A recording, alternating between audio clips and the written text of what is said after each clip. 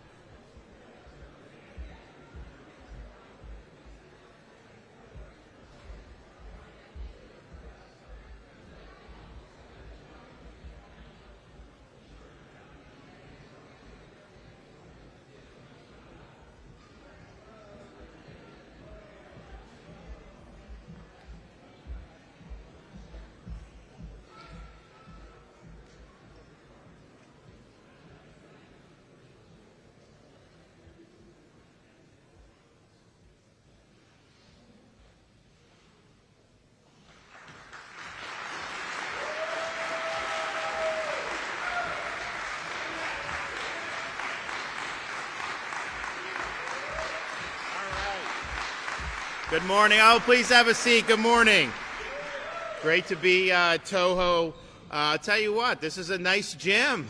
And you got the football field under construction out there. It's good stuff. So I appreciate you hosting us. It's great to be back in Osceola County. And we have our superintendent is here, Mark Shanoff. We have Pastor Barry Rice with Go Church. Crispin Johnson, campus monitor at Toho High School, and a parent here in Osceola County. We have Representative Bernie Jocks, who's going to talk about the bills, but also what he does outside of politics that is pertinent to these bills. And then we have Representatives McLean and Amnesty, and I want to thank them for their great support on all of this. We've worked really hard in Florida to support our students. And that's a wide variety of things that we do. We've done a lot, of course, to provide families with choice to be able to choose the best school for their kids, and for kids to be able to be in the best environment possible for them. So you look at our charter programs. We've got these charter schools that are public schools, but they're not entitled to any students. They've got to convince parents that they're doing a good job. And we have almost 400,000 students across the state in charter schools. We also have our scholarship program. We have almost 400,000 students on scholarships that are in different private schools. And then the vast majority of school districts in Florida have really robust choice options within the school district. So it used to be you grew up in a neighborhood, you went to that school, that was kind of it. Now parents are really empowered with a bunch of choices, and we think that that's important. Some schools offer some things that the kids need that maybe another school doesn't, and giving that choice I think is really, really important. Another thing that we've been able to do is really increase Florida's commitment to mental health in our schools. So starting in 2019, we have required schools to provide students in grades 6 through 12 at least 5 hours of mental health instruction every year. And thanks to the leadership of Florida's First Lady, we have ensured that mental health education involves personal resiliency, talks about perseverance, volunteerism, mentorship, problem solving, empathy, citizenship, honesty, a really comprehensive approach that is good for students, particularly when you're going through some of these years, which can be tough. I mean, you talk about kids that are teenagers. There's a lot that goes on in that. And we want to make sure that we're doing what we can to help support that. So we have really good resiliency standards. We've also really supported concepts of civic and personal responsibility, because ultimately that helps when you're having to navigate different challenges in life. If you look at the mental health funding that we've done, we did $75 million in 2019-2020, which was the record at the time. This most recent 22-23, $140 million for mental health programs throughout the state of Florida. And in this year's budget, we secured $160 million for the FEFP for school district mental health assistant programs, as well as $5.5 million for evidence-based training to help school employees identify and understand the signs of mental health and substance abuse. So this more than doubles the annual educational mental health funding that is being received compared to when I took office back in 2019. So we're proud of that, and we understand it's important. Now, today, we're going to sign two bills that help enhance the student experience. It provides students with even more resources to be able to help them through difficult times, make the most of their own lives, realize all their opportunities and dreams. So the first bill is House Bill 1317, and what that does is it authorizes school districts to bring in patriotic organizations to come to their schools to encourage student participation and involvement. And these groups are as follows: Big Brothers, Big Sisters of America, Boy Scouts, Boys and Girls Club of America, Civil Air Patrol, Future Farmers of America, Girl Scouts, Little League Baseball, Marine Corps League, Navy SEAL Cadet Corps. And so our view is bringing them in, letting them come and make a pitch to students about why they should participate in Little League Baseball, why they should participate in Big Brothers, Big Sisters, why they should participate in Future Farmers of America. We think that that's good. We think that that's good. Not everyone knows what's all out there in the community. Sometimes it can be a little bit numbing. A lot of times it's just word of mouth that maybe someone tells someone's mom, hey, they have this, they have that, and then you kind of go. Well, now you're going to have these key groups be able to come in, talk about what they do, and ask the students to participate. And I really believe that when you are engaged in extracurricular activities, athletics, some of these other things, that's going to be a net positive for these students. And it's really important that kids remain active. We see this where you have these devices, you have people that are on computers a lot of times. We didn't have that when I was growing up. I mean, we had video games, but you got outside, you did things, you were engaged in activities. I think that that's much better. So this really helps that. And I think students are better off being involved in any of these activities than just going home and being on electronics for the rest of the day. So we're excited about this. I thank the legislature for doing that. Now, if an organization comes, because it's a free state, we're not saying you have to be a part of any of this. Districts have to notify parents when new organizations come.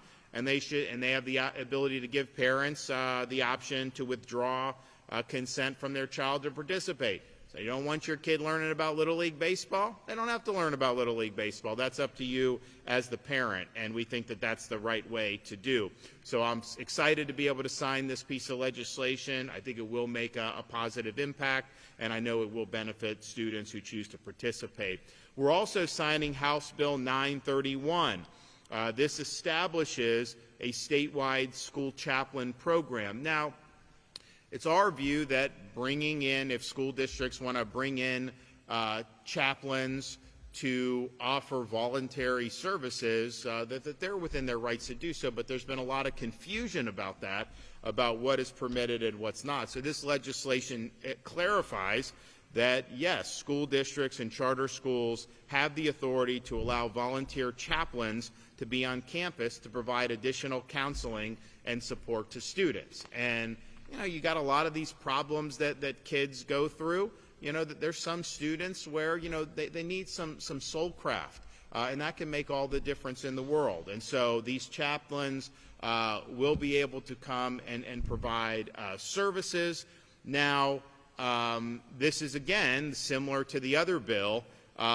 Students can receive this support from chaplains if their parents provide written consent for them to do so. So if the parents aren't interested in that, then the students don't have to be involved in any means. Districts that have volunteer chaplains at their schools must have a list of all the chaplains on the district's website, including the chaplain's religious affiliations, and then parents can make judgments about whether any of those fit the needs that they think for their kids. But providing our students with more resources, I think, is better, and I think that this is going to go a long way. We had some districts who had been doing this. We had others that were worried about potential litigation. Listen, you have a right to come and offer these services. It's totally voluntary for a parent or a student to participate. No one's being forced to do anything. But to exclude religious groups from campus, that is discrimination. You're basically saying that God has no place. That's wrong. That's not what our founding fathers intended. So this is a good balance to be able to say, yes, Toho High School is not a Presbyterian school or a Baptist. It doesn't have a religious affiliation. Like, we understand that. But if these students have the ability to get mentorship, to get counseling from faith leaders, that is something that they should have the right to pursue if that is what they want. And this bill ensures that. And I think it's going to make a positive impact on a lot of students throughout the state of Florida. Now, some have said that if you do a school chaplain program, that somehow you're going to have Satanists running around in all our schools. Please understand, we're not playing those games in Florida. That is not a religion. That is not qualifying to be able to participate in this. So we're going to be using common sense when it comes to this, so you don't have to worry about that.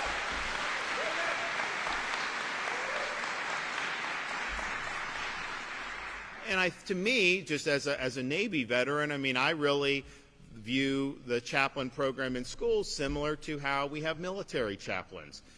You would go and you'd have different types of chaplains. I mean, we had Jewish rabbis, we had Catholic priests, we had evangelical pastors. We had a whole bunch of different options that people could do and pursue.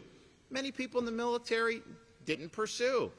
Many others did pursue, and that provides, I think, really useful resources for that. We also had these chaplains. I mean, when I was in Iraq, they're out there on the front lines out there. You got some of these priests, they're administering last rites to people who have been shot or have been in an IED attack.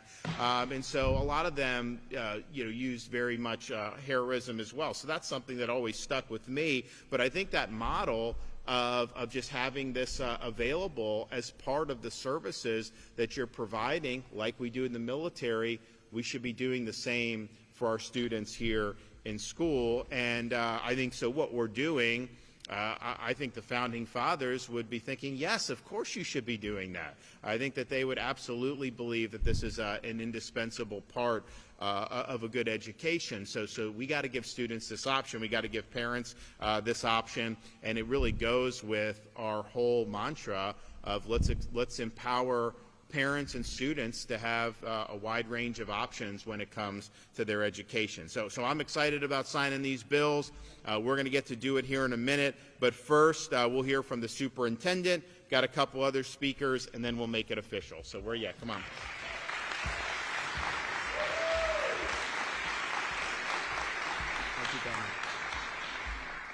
Governor DeSantis and guests, welcome to Tohopa-Caliga High School here in Osceola County. It's an honor that you have chosen our community for today's signing ceremony. We have a community of different backgrounds, languages, experiences, and education levels. But what unites us? It's our faith. Today's announcement is a transformative step towards ensuring success for our students. We have a standards-based curriculum that ensures our students receive the necessary knowledge and skills to be successful adults. But how do we ensure that our students receive the appropriate guardrails that allow them to codify a strong ethical code? In my 18 years as a teacher and a school-based principal, the most successful years were those when my schools had strong ties with our faith-based supports. This materialized primarily in the form of mentorship, advocacy, and parental empowerment. If not for the work of people like Pastor Josh Plant from the Church on the Drive, Pastor Jermaine Reynolds from Redeeming Light Church, we wouldn't have graduated students that went on to become electricians, engineers, enlisted soldiers, officers, and coaches. Their intervention and the mentorship and guidance provided by faith-based leaders and those that work in our communities in this room set countless students on a course for post-secondary success. The day-to-day results of faith-based involvement in schools and a student's ability to have various touch points through various activities, it's incredible. Increased achievement, attendance, reduction in disciplinary infractions, and again, additional touch points for every student who otherwise would not have had that connection in school. To lead in education, you have to have firm belief that every student has gifts and a path, and that faith-based supports can help actualize those gifts and ensure that that path is realized in many of our students. Since my arrival as superintendent in Osceola County, I have convened many community roundtables. The first, however, was my faith-based advisory council. The collective support of our faith-based leaders in schools moves the mission of our district forward and helps our students find meaning and motivation in their potential.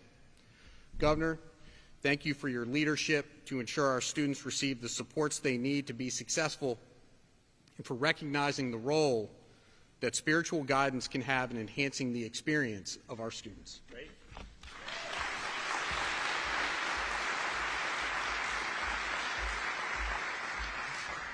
All right, good morning, everyone. I'm State Representative Bernie Jacques from Pinellas County.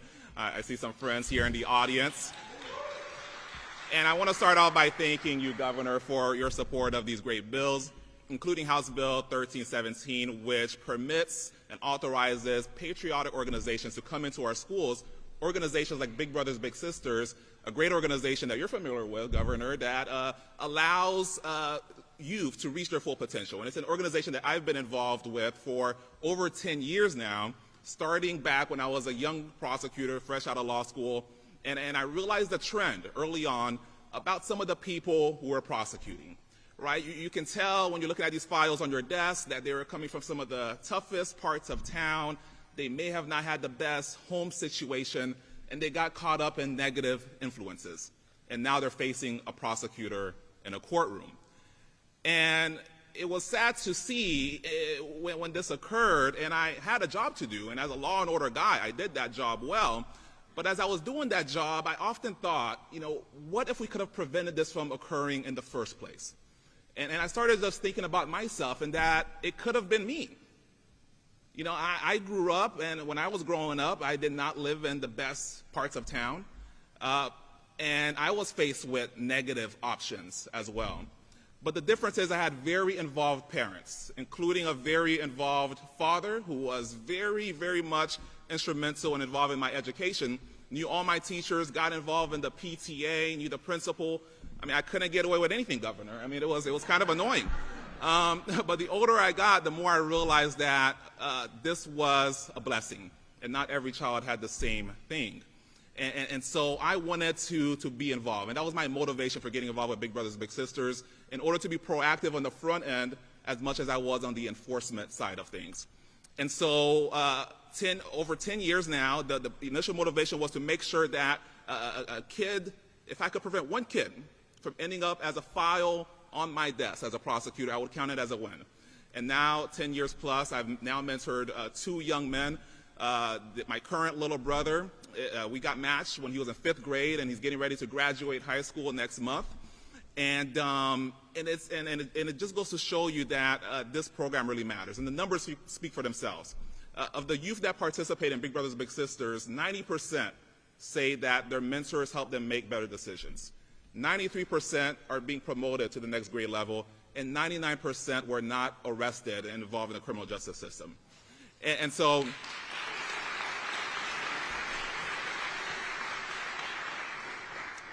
while Big Brothers Big Sisters has great working relationships with a lot of the schools here in our state, this bill will help us double down our efforts to make sure to prevent these kids from going down the wrong path. It will make sure that these kids become productive members of our society and not end up as a file on a prosecutor's desk. Thank you, Governor. All right.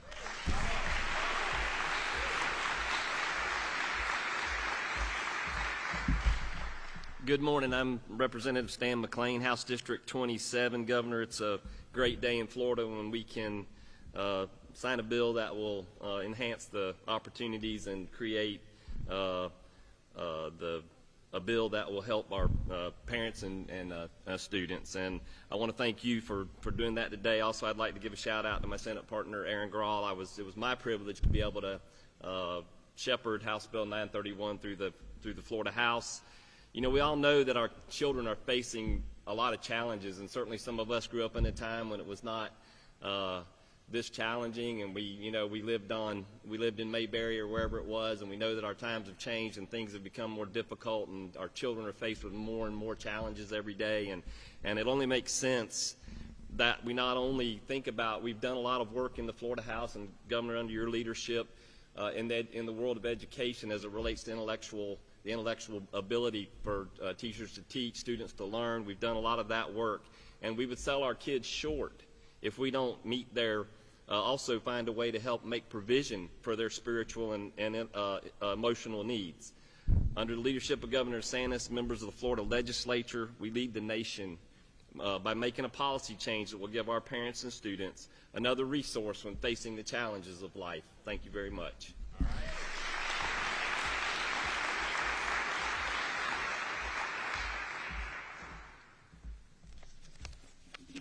My name is Barry Rice. I'm the pastor of Go Church, and our church meets here on campus at Toho High School.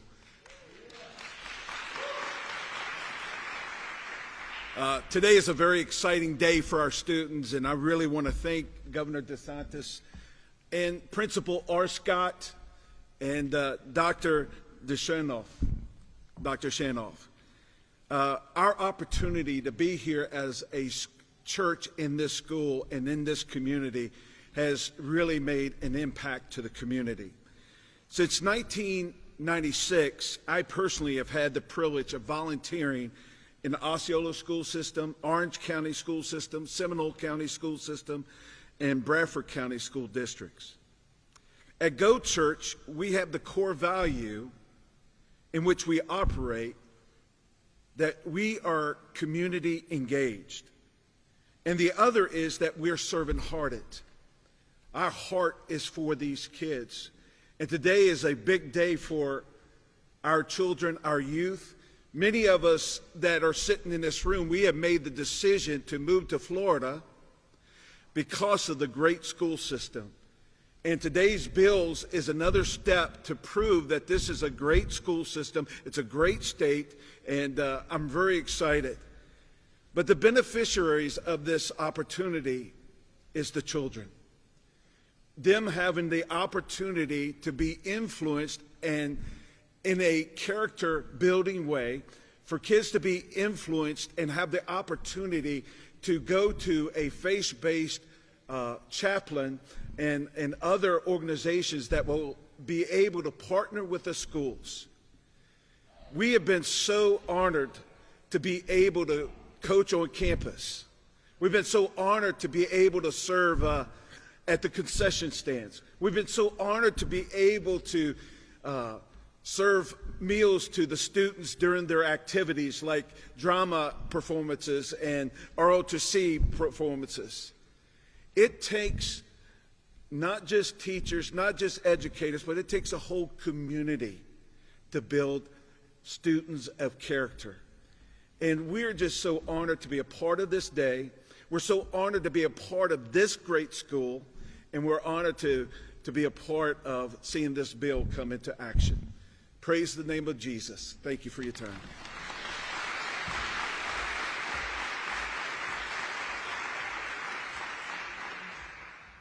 Good morning, Governor DeSantis. Good morning, guests. My name is Crispin Johnson. I'm the campus monitor here at Toho High School. I can't put into words how much I love my job, because being here, I get a chance to work with our staff, our administration. I get to work with our children every day. One of the greatest things is the fact that no day is the same. Every day is different. And not only are our kids going through things, not only are our kids going through things, but so are our staff. But I'm more than just a staff member. I'm also a parent. I have a graduating senior this year, and I have a middle school daughter that's in 7th grade. Recently, we had to deal with the death of my grandmother, and she lived with us for 15 years. She was a staple for our family, and it affected my children as students, and it affected me as a staff member. But I was blessed to have Principal R. Scott, Ms. Parker, Pastor Barry, Go Church there to help me, and that's why I feel that this bill is going to be instrumental. Having a faith-based person on campus that can speak to the challenges that our staff have and the challenges that kids have, and speak to them in a way that they can understand, is going to be life-changing. Not only will it be life-changing for the staff, but for the children, and it's going to change the environment, the atmosphere that we have on campus. My family was encouraged by what this bill can achieve. The support this brings to the school can change the campus experience, and that experience can strengthen the community. Stronger communities means a stronger state. Thank you. Thank you.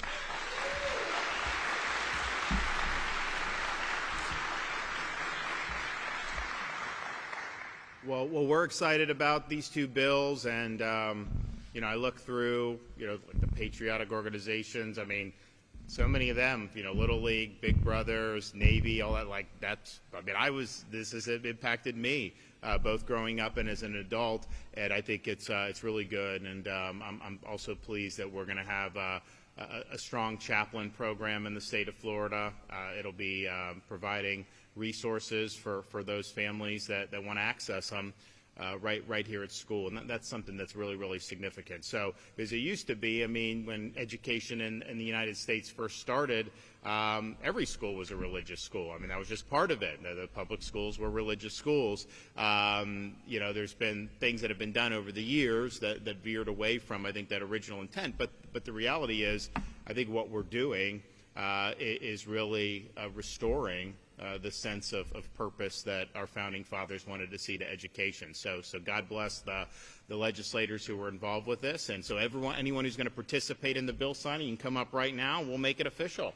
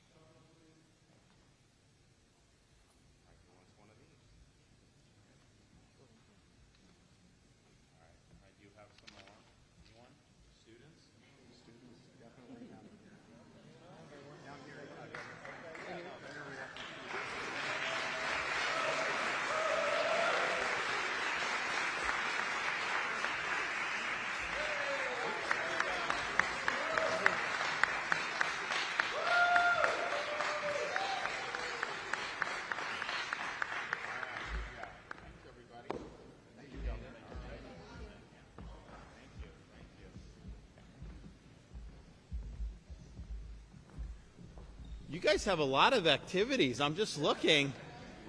A lot more than when I was in school. So you've got, cross country, volleyball, that had been standard. Swimming had been standard. You have bowling. You have men's and women's golf. Obviously football. You have, obviously, of course, men's and women's basketball. Weightlifting. Soccer's been pretty standard. Track and field standard. Flag football, in addition to regular football. Baseball, football, softball. Competitive cheerleading, fishing. You got a fishing team, beach volleyball.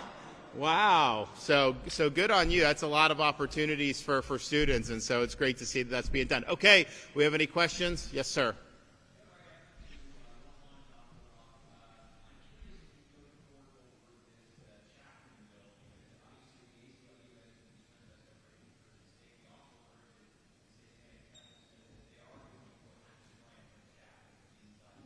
Well, the question isn't whether we're going to go to court. I think they are going to go to court to try to do it. But just think about what the ACLU is saying. This bill, when the chaplains come to campus, the parents have to consent for the student to receive services from there. So it's purely voluntary. This is not imposing anything that anyone doesn't want. And so what the ACLU is basically saying is that it's okay to discriminate against religious organizations. They think the church should be a second-class citizen. They think you should not have the same access to come to campus that any other student organization or other types of groups would have, that it's an inferior status. The First Amendment was enacted to prevent that. First Amendment was enacted to be able to ensure that people weren't discriminated against on the basis of religion or on the basis of their faith. So I think it's a bogus challenge. I do not think it's going to go anywhere.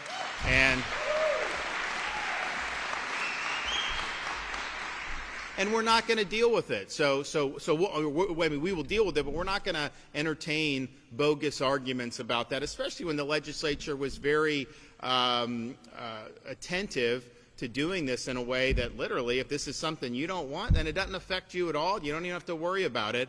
So they really went over above and beyond to be able to do that. So it's good, it's valid, and I think it'll make a difference for a lot of folks.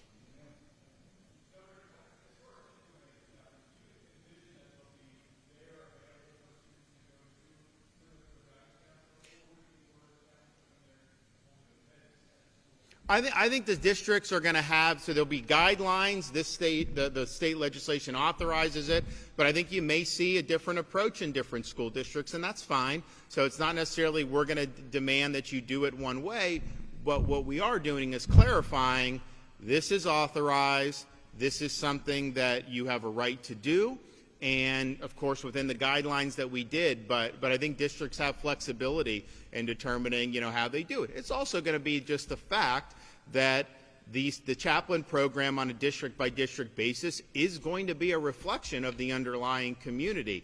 I mean, there's going to be probably more rabbis in, say, Palm Beach County than there may be in some other parts of the state. There'll be more maybe Baptist pastors in some parts of the state than in others. That's just the nature of it. And so I do think you'll see, but it's not going to be because government's putting the thumb on the scale. I think it's just because of the underlying. We've got a diverse state. We've got 67 counties, and if you go to different parts of the state, it's just it's different, all part of the same family. But I do think you're going to see, I think you'll see some differences across the districts.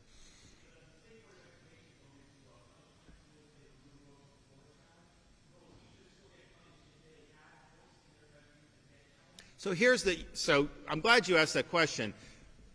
Don't weaponize these book challenges for a political agenda. We don't have time for the nonsense. We don't care about your performative efforts to try to make a name for yourself. That's not appropriate.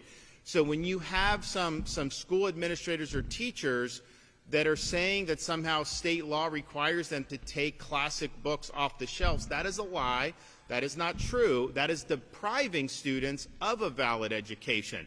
Now, on the ones that the parents have had issues with and that what led to our transparency legislation, there's no role for these pornographic materials in the schools. Why are we doing so well on math and reading that we can kind of indulge? It's just not appropriate. So I think that 90% of the things, I mean, when they would say that somehow To Kill a Mockingbird couldn't be done, when that was on the state's summer reading list for the Florida Department of Education, don't tell me Florida law says you can't do that. When they said you couldn't do a book about Hank Aaron, when that was the book of the month for the Florida Department of Education, don't tell us you can do that. So stop the weaponization. And we had one teacher put it, of course, a video out, covered up every book in the classrooms. Oh, the state, that's passive-aggressive nonsense, and we're just not going to tolerate it. So we've not had problems. Most of education, we really shouldn't be having these problems. I don't understand why they're trying to jam in some of the materials. Here's a good test. If I stood here with a photo from one of these books and you guys wouldn't be able to put it on your air, then it's probably not appropriate in a 6th grade classroom. I mean, that's probably where we go.